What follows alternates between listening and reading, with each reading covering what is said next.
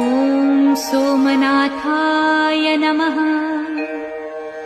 ॐ मल्लिकार्जुनाय नमः। ॐ महाकालेश्वराय नमः।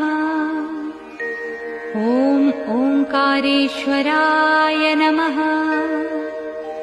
ॐ वैद्यनाथाय नमः।